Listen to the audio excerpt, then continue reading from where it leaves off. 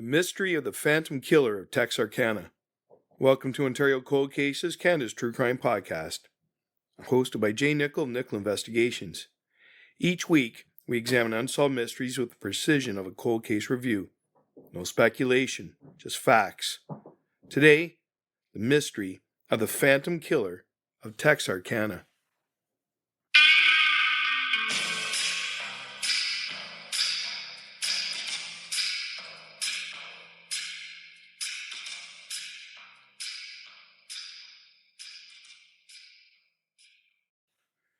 Section 1. The Town on the Line. Good evening, listeners. I'm Jeanne Nicoll. Our story unfolds in Texarkana, a bustling railroad hub of approximately 30,000 residents in 1946. Uniquely cleaved in two by the stark Texas-Arkansas state line. The Texas side sprawls across Bowie County, with its dusty red clay roads and pine thickets. The Arkansas side lies in Miller County, marked by rolling hills and isolated farmsteads. This invisible border would prove a tangled barrier for law enforcement, splitting responses across rival jurisdictions. On Halloween night 1946, October 31st, the community's streets lay eerily deserted under a chill autumn moon, gripped by raw terror from a series of brutal attacks that began in February of that year. The unidentified assailant, dubbed the Phantom Killer by the Texarkana Gazette, stalked young couples in pitch black, pine-shrouded lovers' lanes, killing 5 people and wounding 3 others in savage ambushes. The incidents became known as the Texarkana Moonlight Murders, though the lunar phase did not consistently align with the attacks. Despite an exhaustive manhunt involving local sheriffs, Texas Rangers, and the FBI, the Phantom Killer melted into the night, never identified or apprehended. The case remains unsolved. The series of crimes inspired the 1976 cult classic film, The Town That Dreaded Sundown, directed by Charles B. Pierce, which dramatized the events and was filmed partly in Texarkana with local residents as extras. Tonight, we review the documented facts, the attacks, the victims, the evidence, and the investigation that failed to bring closure. Let's begin with the first incident. Section 2. Attack 1, February 22nd, 1946. The series ignited on Friday, February 22nd, 1946, just before midnight, under a starless East Texas sky. The victims were Jimmy Hollis, a lanky 25-year-old service station attendant, and Mary Jeanne Larry, a poised 19-year-old stenographer, both white residents of Texarkana. After a casual date at a local cafe, they parked Hollis's gleaming black 1941 Chevrolet in a desolate, gravel-strewn stretch of Richmond Road, known locally as a Lover's Lane, near the tangled underbrush of Cowhorn Creek on the Texas side. The air hung heavy with the scent of damp pine needles and distant wood smoke. Suddenly, a blinding beam pierced the driver's side window. A man loomed from the shadows, his face obscured by a crude white cloth mask, resembling a pillowcase yanked from a feed sack, with jagged holes slashed for eyes, covering from his nose down. His voice cut through the silence. "Take off your effing pants." When Hollis froze in confusion, the assailant smashed a pistol butt into his temple, shattering bone with a sickening crack. Blood sprayed across the dashboard as Hollis crumpled unconscious onto the gravel, his skull fractured in multiple places. The attacker wrenched open Larry's door, demanding money. She thrust her purse forward, but he snarled he wanted none of it. He ordered her to run into the moonlit woods. As she stumbled through the underbrush, thorns tearing at her skirt, he chased her down, slammed the gun butt into her skull 3 times. The blows split her scalp, blood matting her blonde hair. He then forced her to the ground and sexually assaulted her with the cold barrel of the weapon, its metal glinting in the faint light. Distant headlights swept the road, spooking him into flight. Dazed and bleeding, Larry staggered a quarter mile to a weathered frame house at 805 Glanton Street, pounding on the door until the startled resident summoned police. Hollis, meanwhile, regained consciousness amid the pine needles and crawled to safety. Both survived after emergency treatment at Michael Mayo Hospital. Hollis with a battered skull and temporary blindness. Larry with deep head lacerations and profound trauma. They described the attacker as a white male, approximately 6 feet tall, 170 pounds, clad in dark trousers. His masked face a ghostly void. The weapon, .32 caliber pistol. Bowie County Sheriff Bill Presley led the initial response, treating it as an isolated assault. No arrests were made. Up next, a second attack.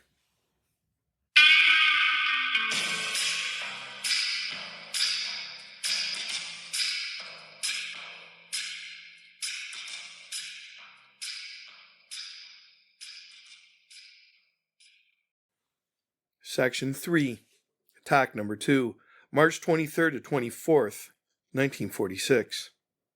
3 weeks later, on the humid night of Saturday, March 23rd into early Sunday, March 24, 1946, the killer struck again under a canopy of rustling oaks.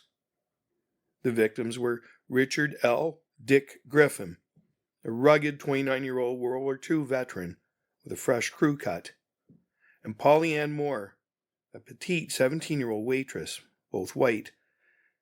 After a double date, they parked Griffin's boxy 1941 Oldsmobile sedan on a rutted, pine-flanked lane off South Robinson Road, another notorious lover's lane, but 100 yards south of Highway 67 West on the Texas side. Crickets chirped in the warm March air as they embraced in the front seat. Passing motorists discovered their bodies at dawn. Sprawled in grotesque tableau inside the car, Griffin slumped over the steering wheel, .32 caliber bullet hole gaping in the back of his head, blood congealed in dark pools on the cracked leather upholstery. Moore lay twisted in the back seat, her floral dress soaked crimson from a matching execution-style wound. Bloodstains trailed outside onto the sandy soil, showing they had been dragged from the car, shot kneeling on the cold ground, and hauled back inside like discarded puppets. Autopsies confirmed the gunshot wounds as a cause of death. Moore bore signs of sexual assault, her undergarments torn. Sheriff Presley announced the investigation in the March 27, 1946 Texarkana Gazette, urging residents to report facts directly to authorities and avoid rumors. The attacks were now irrevocably linked to February's horror. No weapon was recovered from the blood-soaked scene, only metallic tang of gunpowder lingering in the air. Section 4, Attack 3, April 13th and 14th, 1946. The third attack erupted on Saturday, April 13, and early Sunday, April 14, 1946. Spring dogwoods bloomed white along rural roads. The victims were Paul Martin, a clean-cut 16-year-old high school junior with dreams of college, and Betty Jo Booker, a vivacious 15-year-old sophomore and saxophonist, both white. Martin had picked up Booker after a band swinging performance at a Veterans of Foreign Wars club. Around midnight, they parked Martin's shiny green 1946 Ford near the shadowy entrance to Spring Lake Park on the Texas side, the lake's surface rippling black under a sliver of moon. Martin's body was found around 6:30 a.m. Sunday by a milkman, lying face down the dew-slick gravel of North Park Road, Letterman jacket matted with blood. He'd been shot 4 times with a .32 caliber pistol, once through the nose, shattering cartilage, once through the left fourth rib from behind, piercing his lung, once in the right hand, mangling fingers, once through the back of the neck, severing his spine. Crimson Trail led 200 feet along the fence road to a barbed wire gap. Booker's body lay 2 miles away, propped grotesquely against a gnarled oak in the woods, her band uniform ripped and bloodied. She'd been shot twice, once in the face, exploding her left cheek, once in the chest, collapsing a lung, and showed horrific signs of torture and sexual assault. Her saxophone case flung empty nearby.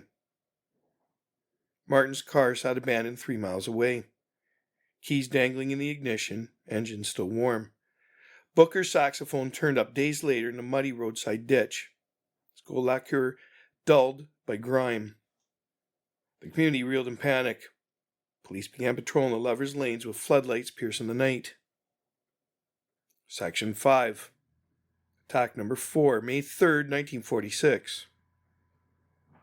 The final confirmed attack shattered the rural quiet on Friday, May 3rd, 1946.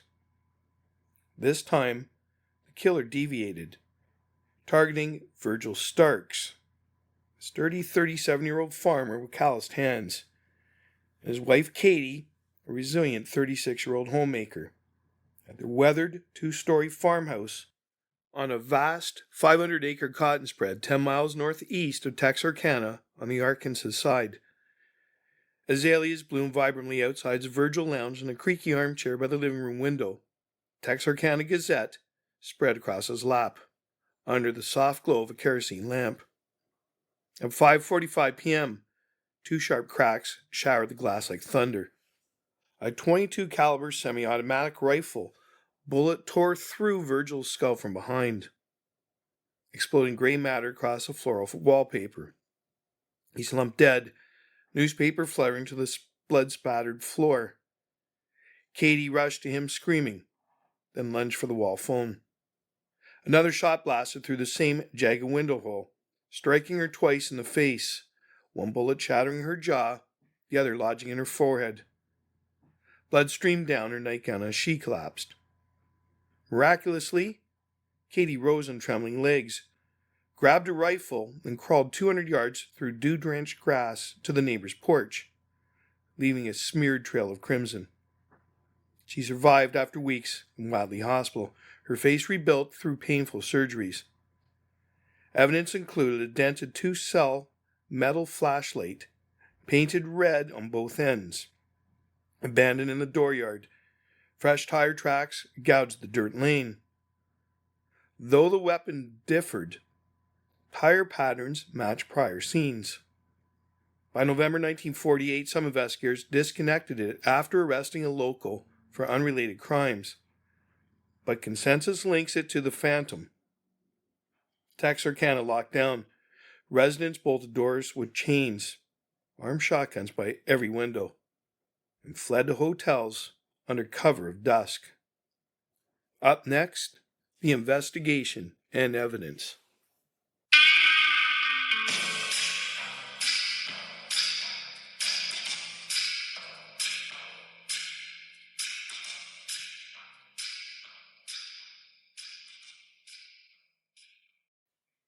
Section 6. The investigation and evidence. The manhunt swelled into a frenzied spectacle, engulfing Bowie County Sheriff Bill Presley, a stern cigar-chomping veteran, Miller County Sheriff W.E. Davis, Texas Rangers led by the legendary Captain Manuel Lone Wolf Gonzalez in his Stetson and polished boots, Arkansas State Police, and FBI agents in crisp suits. Nearly 400 suspects were hauled into dimly lit station houses for grilling.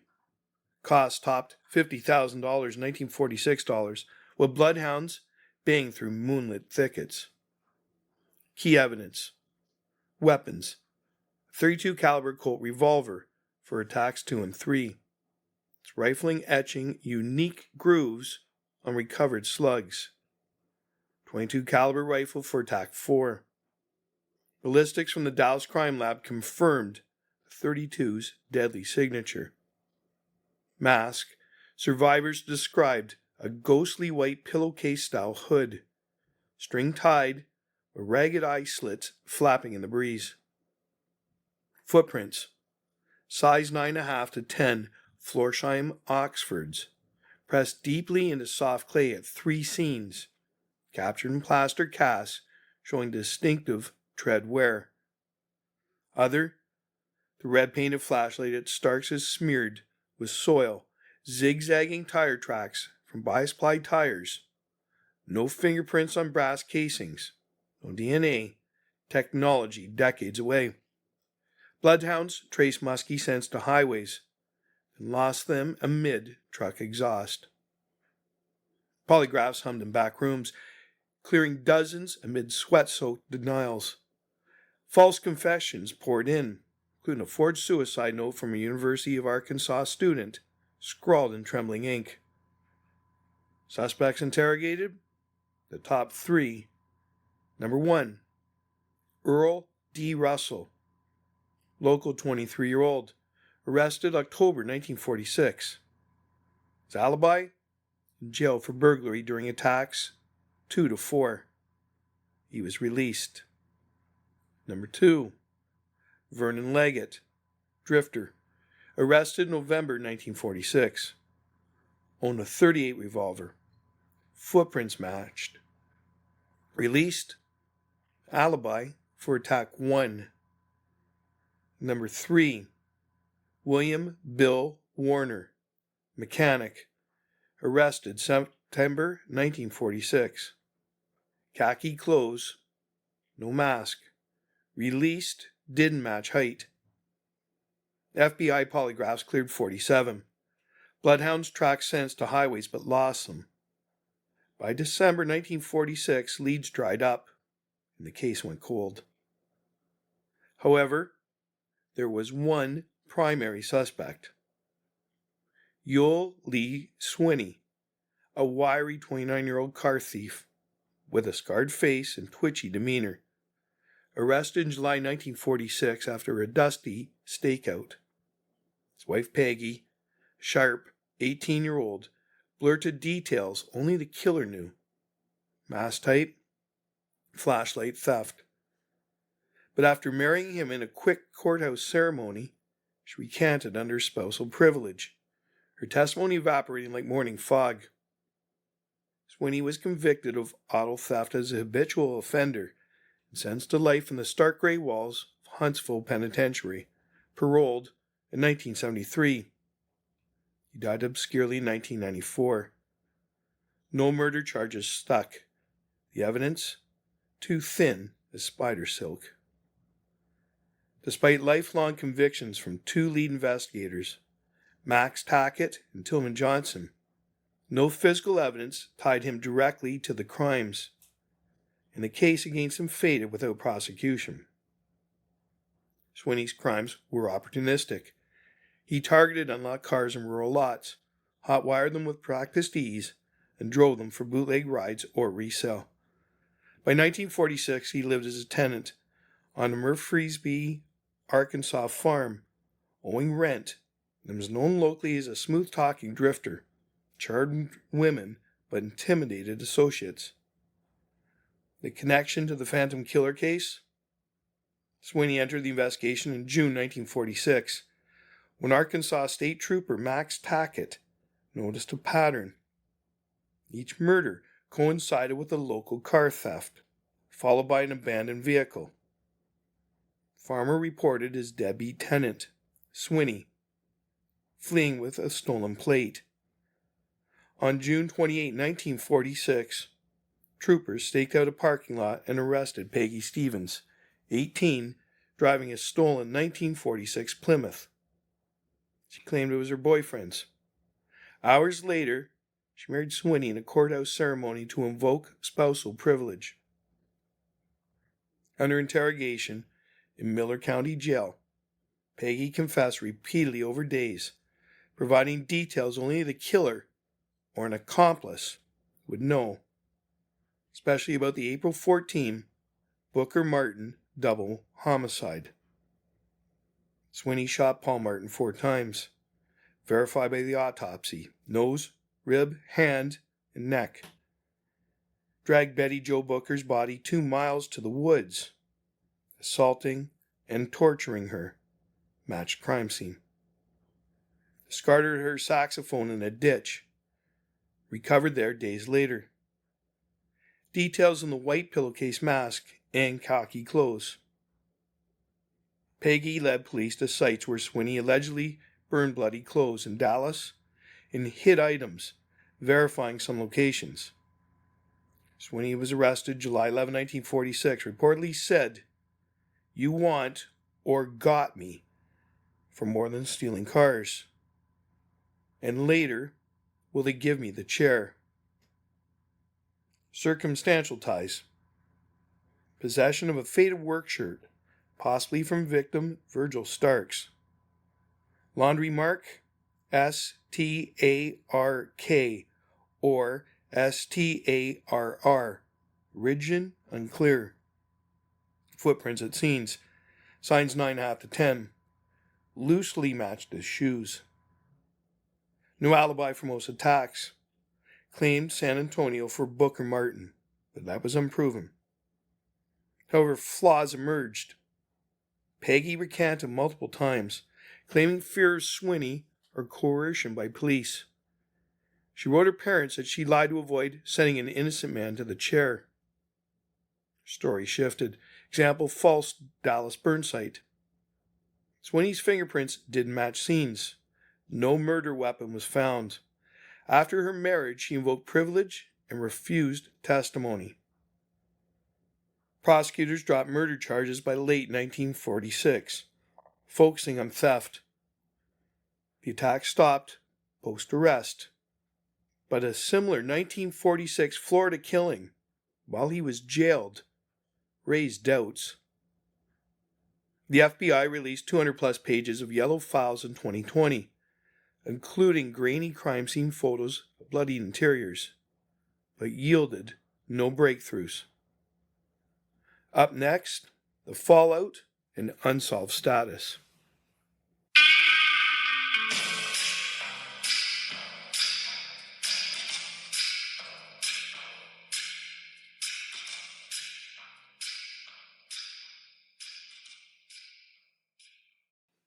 Section 7. The fallout and unsolved status. The murders carved terror into Texarkana's soul.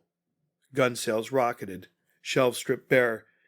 Families rigged clanging tin can alarms on fences and slept huddled in barricaded bedrooms. Drive-ins shuttered, streets empty by sundown, wind whispering through deserted porches. By summer 1946, the attacks ceased as abruptly as they begun. Survivors faded into quiet lives. Katie Starks, her face a mosaic of scars, died peacefully in 1993 at age 83. Reopened in the 1960s with fresh ballistics under fluorescent lab lights, the 1990s with early DNA hopes, 2010s with digital scans. No matches emerged from the evidence lockers. As of October 18, 2025, it's listed unsolved by Texas DPS and Arkansas State Police. The reasons? Pre-DNA errors, blind spots, jurisdictional feuds delaying warrants, Peggy's recanted words, rural vastness swallowing footprints. Section 8. Legacy and Halloween lore. The case's raw horror fueled media fires. The Town That Dreaded Sundown, 1976, captured the dread in grainy 16mm fog machines rolling over Texarkana sets. Its 2014 remake added fictional chases through misty pines. Annual screenings packed the Perot Theater's velvet seats, while phantom festivals draw ghost hunters to the lovers' lanes. Those survivors' families decry the carnival amid real graves. On Halloween 1946, jack-o'-lanterns flickered behind locked doors. Patrols' flashlights slice in the dark. Nearly 80 years later, the phantom's masked silhouette haunts the border towns as a collective memory, like an unvanished fog. It's a factual chronicle of the phantom killer. 5 dead, 3 wounded. No justice. Tips to Bowie County Sheriff's Office at 903-798-3149 or Miller County 870-774-3001. Because every case deserves answers, and every victim deserves justice. Subscribe now to Ontario Cold Cases, Canada's True Crime Podcast. Episodes available wherever you get your podcasts.